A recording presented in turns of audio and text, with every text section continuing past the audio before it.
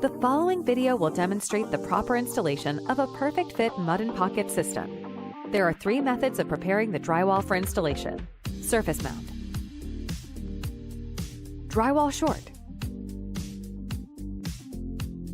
Thinning drywall at mud flanges. Construct the framing cavity wide enough and tall enough to accept the mud and pocket. Pocket must be built at the specified dimension.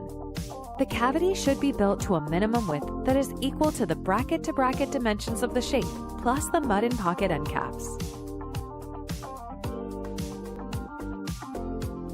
Cut the width of the mud and pocket to size. After the pocket is cut to size, connect the 2 parts together by sliding from either end. The spacing caps help to ensure the pocket is square and stays in place while installing the screws. At the horizontal seam line, install number 6 3/4 long screws provided, spaced 6 inches from each end and 1 in the center. Place the mud and pocket assembly into the prepared cavity. Countersink and install the screw anchors into blocking at the flanges and top surfaces of the mud and pocket.